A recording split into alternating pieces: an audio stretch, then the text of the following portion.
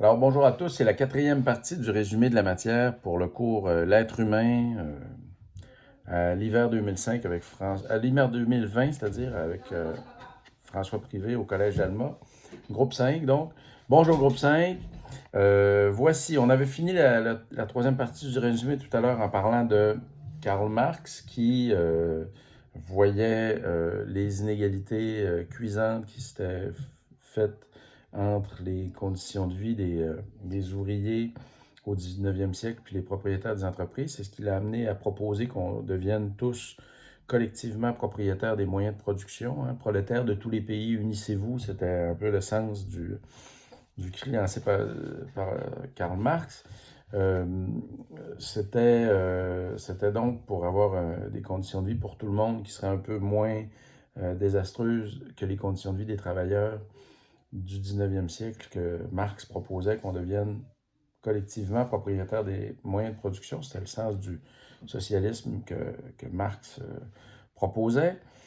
Son gendre, Paul Lafargue, va contribuer aussi à cette réflexion-là sur l'amélioration des conditions de vie des travailleurs en soulignant que travailler pour le droit au travail, c'est important, mais on devrait aussi réfléchir au droit au repos. Dans sa réflexion sur l'éloge de la paresse, il va souligner à quel point les heures de travail sont beaucoup trop longues dans ces nouvelles conditions de vie-là qui sont en train de se développer partout en Occident à la faveur du développement de l'industrie mécanisée. Puis on devrait, d'après lui, faire diminuer radicalement le nombre d'heures de travail que les ouvriers consacrent là, à surveiller les machines. Puis on devrait offrir plus de temps libre aux travailleurs de manière à ce que notre vie ne soit pas infernale. Cette réflexion-là sur la qualité de vie des individus, ben, elle va ouvrir une porte, en fait, intéressante. Dans le cadre de notre cours, on a parlé de plusieurs auteurs qui ont essayé de comprendre de quelle manière fonctionne l'esprit humain. Un de ceux qui ont réfléchi à ces enjeux-là, c'est Sigmund Freud.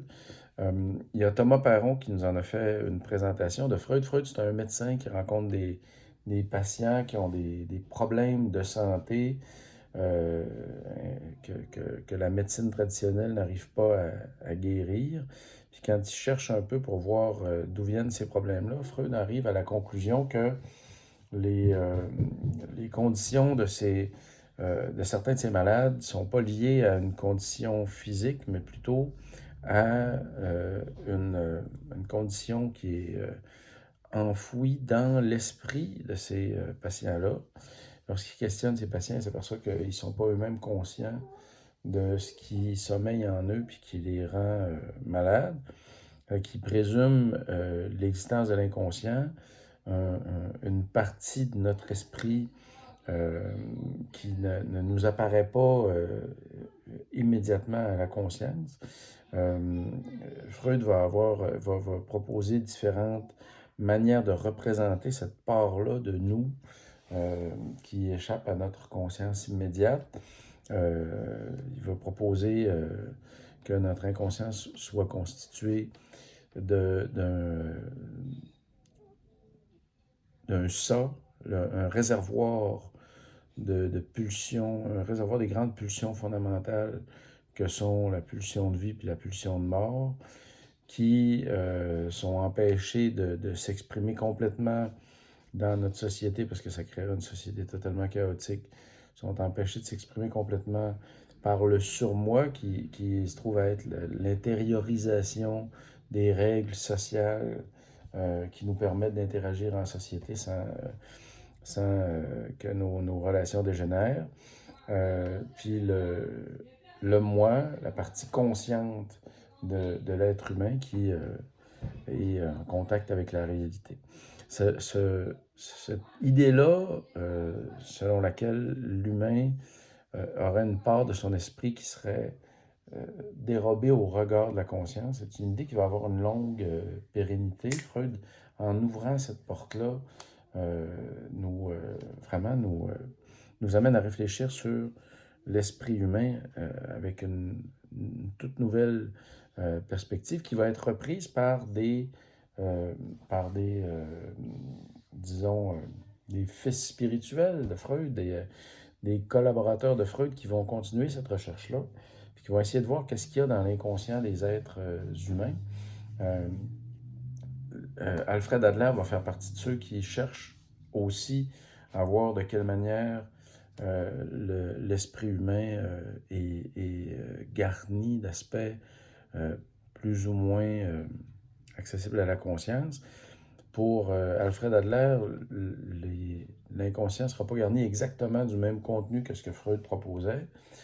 Alfred Adler, lui, quand il va essayer de trouver c'est quoi l'expérience fondamentale que tous les êtres humains partagent, puis qui peut exprimer une part de ce qu'on observe chez l'adulte, il va constater que tous les êtres humains ont commencé leur vie dans une situation de vulnérabilité complète, puisqu'on a tous été petits, puis qu'on a tous été, pendant ce temps-là, totalement dépendants d'un entourage qui pouvait à tout moment nous larguer, qui pouvait à tout moment nous manquer, même pour notre vie, même pour l'eau qu'on buvait, pour la nourriture qu'on mangeait, pour tous nos besoins de base. On dépendait complètement de gens qui étaient plus grands que nous, puis qui étaient plus intelligents que nous, qui étaient plus capables que nous.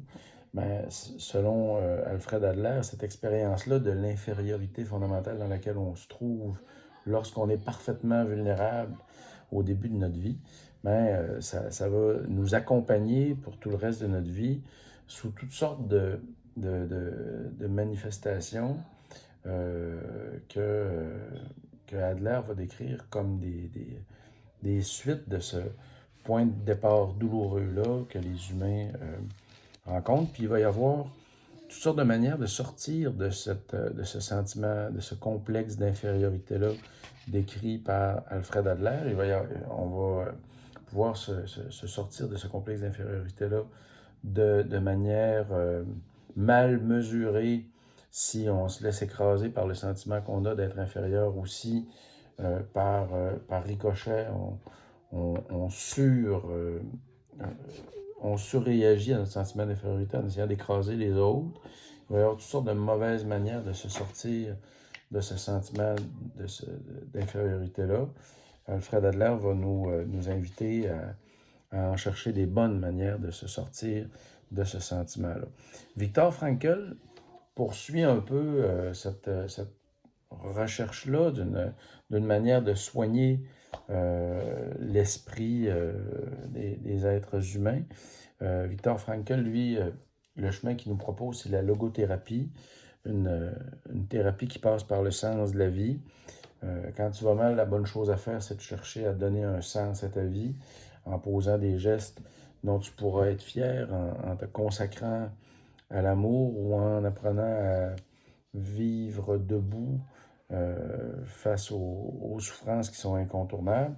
C'est cette idée-là que Alfred Adler, cette idée-là, c'est-à-dire que Viktor Frankl se fait de la manière dont on peut s'assurer une vie psychologique saine à travers la logothérapie, à travers le fait de donner un sens à sa vie. Jusqu'à un certain point, Jean-Paul Sartre va nous proposer une théorie sur l'être humain qui pourrait être compatible avec cette vision-là qui nous est présentée par Viktor Frankl, puisque chez Jean-Paul Sartre, lorsque Jean-Paul Sartre nous présente l'existentialisme, ce qu'il affirme, c'est que les conceptions de l'être humain qui ont été livrées jusqu'à maintenant, puis qui cherchaient toutes à décrire la nature humaine comme si c'était quelque chose qui existe déjà, que ce soit Freud lorsqu'il nous parle de l'inconscient, que ce soit Hobbes lorsqu'il nous parle du fait que les humains, que l'homme est un loup pour l'homme, ou Rousseau qui nous dit que l'humain est naturellement bon mais que la société le corrompt. Tous les auteurs du passé ont donné des définitions de l'être humain comme si l'humain était terminé, alors que pour Jean-Paul Sartre, ce qu'il y a de particulier avec l'être humain, c'est qu'on existe d'abord, puis qu'on se définit ensuite. Il n'y a donc pas une définition de l'être humain qui est disponible aujourd'hui, parce que Si j'avais une définition finale de l'être humain disponible aujourd'hui, ça voudrait dire qu'on n'est pas un être qui se réinvente. Puis ça voudrait dire que le travail d'invention de soi est terminé. Or, pour Jean-Paul Sartre, le travail d'invention de soi n'est pas du tout terminé. Le travail d'invention de soi se recommence, en fait, à chaque génération. Puis tout ce qui a été dit et fait auparavant par des êtres humains détermine pas d'une manière insécable ce qu'on va être dans le futur. On peut se réinventer, puis chaque génération le fait, d'après Jean-Paul Sartre, d'après les existentialistes. Il n'y a donc pas des valeurs dont on peut affirmer qu'elles sont là pour toujours. D'après Jean-Paul Sartre, les valeurs qu'on incarne, on a à les rechoisir, on a à les réinventer, et à les transformer. Cette transformation-là des valeurs incarnées par les humains de génération en génération, c'est un phénomène qui est encore en train d'avoir cours. Je veux dire, on reculerait de 2 générations, les femmes n'auraient pas les droits qu'elles ont aujourd'hui. Puis si on avance de 2 générations, il y a des chances que les valeurs ne soient pas exactement les mêmes par rapport à l'environnement que ce qu'elles sont aujourd'hui. Peut-être que les gens vont avoir plus commencé à agir pour préserver la planète qu'ils ne le font maintenant. Ou peut-être pas du tout, puis peut-être qu'on s'en ira dans la direction d'un effondrement collectif majeur. Ça reste à voir, en fait, ça reste à écrire ensemble. C'est ça la thèse de Sartre, c'est que l'avenir n'est pas écrit, l'avenir est à écrire. On existe d'abord, puis notre nature humaine, c'est à nous de l'écrire. Maintenant qu'on est l'un des humains, ben, on a à écrire la nature humaine nous-mêmes, parce qu'on n'a pas une nature préexistante. Pour Rupert Sheldrake, cette réflexion-là prend un tour intéressant, parce que pour Sheldrake, ce qu'on est, c'est pas seulement des individus séparés les uns des autres, mais Sheldrake, lui, il fait toutes sortes d'expériences qui l'amènent à croire que qu'on a une conscience collective. Quand Carl Gustav Jung parlait de l'inconscient collectif, ben, Rupert Sheldrake essaye de faire des expériences scientifiques qui permettent de voir que les humains sont connectés entre eux, puis pas seulement par un long passé partagé, pas seulement par des archétypes qui nous viennent de nos vieux mythes fondamentaux, comme Carl Gustav Jung semblait le proposer, mais on a une connexion qui vient du fait que on a autour de nous, en tant qu'être vivant, ce que Sheldrake appelle les champs morphogénétiques, puis notre nature et la nature humaine, c'est d'être cette espèce d'être connecté-là avec tous ses semblables à travers ces champs-là qui se manifestent notamment par la télépathie, d'après Rupert Sheldrake. Télépathie dont il essaie de mesurer la réalité par une expérience scientifique qui est devenue assez célèbre, qui est attachée directement à son nom. C'est l'expérience de la télépathie téléphonique. 4 personnes sont dans une salle. L'une d'elles est tirée au hasard qui doit appeler une 5e personne. Au moment d'appeler la 5e personne, la personne devant son téléphone doit, avant de décrocher, dire qui est en train de l'appeler. Si c'était seulement le hasard qui jouait, elle aurait une chance sur 4 de bien choisir. Or, il y a des familles qui font ce test-là puis qui arrivent à une chance sur 2 de bien choisir, alors pourtant que la personne qui fait le téléphone à l'autre bout a été choisie au hasard. Ces expériences-là que Rupert Sheldrake fait l'amènent à croire qu'on n'a pas seulement une âme qui est enfermée dans notre véhicule de viande, mais qu'on a une âme qui dépasse ce véhicule de viande-là. Puis il propose une vision de l'âme qui est intéressante aussi, dans la mesure où on serait peut-être plus pour prendre une métaphore qui se comprend bien, on serait peut-être plus des radios que des ordinateurs. On n'est peut-être pas en train surtout de mettre de l'ordre dans le monde, mais on est peut-être en train surtout de communiquer entre nous. Puis c'est peut-être cette communication-là entre nous qui fabrique l'ordre qu'on observe dans le monde.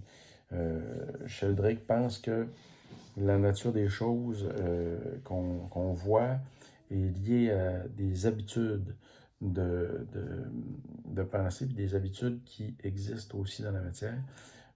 Si vous avez une seule chose à retenir de Rupert Sheldrake, retenez que pour cet auteur-là, on devrait, avec la même rigueur scientifique que ce qu'on applique au monde matériel, on devrait, avec la même rigueur scientifique, analyser,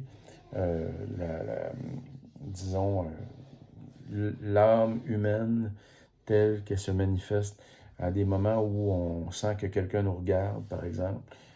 Sheldrake va mener des expériences là-dessus pour vérifier si le sentiment d'être regardé, c'est un sentiment qui nous connecte avec une vraie réalité. On a tous des anecdotes personnelles où on s'est tourné pour tomber les yeux dans les yeux avec une personne qui nous regardait. Bon, mais cette expérience-là, pour Rupert Sheldrake, c'est pas une expérience isolée, c'est une expérience qui fait partie de l'expérience humaine. Donc, il faut lui chercher une explication. Puis les explications rationnelles n'arrivent pas, les explications matérialistes n'arrivent pas à bien expliquer ces phénomènes-là, d'après Rupert Sheldrake. Fait qu'il faut ouvrir la porte à une science de la partie immatérielle de l'être humain. Voyez que la recherche sur ce qu'est un être humain, puis sur les caractéristiques de l'esprit humain, se diversifie. Avec un personnage comme Henri Laborit, on essaie de voir si on ne pourrait pas trouver dans le modèle animal des phénomènes qui nous permettraient de mieux comprendre l'être humain. Henri Laborit, lui, ce qu'il fait, c'est qu'il fait des expériences avec des rats pour voir comment les rats vont réagir s'ils sont dans une cage puis qu'on leur impose de la douleur. Ça fait qu'il met une cage ouverte sur une deuxième cage, il a fait allumer une petite lumière, puis quelques secondes après avoir allumé la petite lumière, le sol de la cage s'électrifie, puis le rat reçoit un choc. Assez rapidement, le rat trouve la sortie, puis dès que la lumière allume, il change de cage, puis ce manège-là continue pendant une semaine, puis le rat est en bonne santé à la fin. Quand Henri Laborit modifie un petit peu l'expérience, il redonne des chocs électriques au rat, mais cette fois-ci, il a fermé la porte entre les deux cages, fait que le rat est forcé de recevoir des chocs électriques. Il se souvient, à chaque fois que la lumière allume, qu'il s'apprête à recevoir un petit choc électrique, il est stressé à mort. Il est tellement stressé, en fait, qu'il somatise, puis son corps commence à se déglinguer à cause du stress. Ce stress-là va tellement l'impacter qu'il va mourir un peu plus tôt, il va être très blessé, ses organes vont être atrophiés au moment où on va le disséquer après cette expérience-là, pendant laquelle il a pourtant été placé dans des conditions relativement semblables à son collègue rat. Troisième expérience, on prend les rats, puis on les place dans une cage où ils vont être ensemble pour recevoir le choc électrique. Là, au lieu d'être un rat tout seul qui reçoit des chocs qui peut se sauver, un rat tout seul qui reçoit des chocs sans pouvoir se sauver, là, tu as deux rats qui reçoivent des chocs qui ne peuvent pas se sauver. Donc là, tu t'imagines qu'ils vont être beaucoup plus stressés parce qu'ils sont deux dans la cage, ils vont pouvoir réagir et être stressés ensemble. Ce que font les rats quand ils sont deux dans la cage et qu'ils reçoivent des chocs électriques, c'est qu'ils se mettent à se battre. Ils se mettent à se battre, puis étrangement, lorsqu'on finit l'expérience, on dissèque les rats qui se sont battus pendant toute l'expérience. Puis au lieu de voir des rats qui sont plus amochés que ceux qui étaient dans la cage tout seuls à subir sans rien faire les chocs, ben, on a des rats qui, parce qu'ils se battaient, ont déployé de l'énergie, puis physiquement, ils vont bien. Ils ne sont pas maganés tant que ça physiquement. Quelques griffures, quelques bouts d'oreilles qui manquent, mais leurs organes internes vont encore bien, puis ils n'ont pas perdu de poids. C'est des rats encore en forme, encore solides.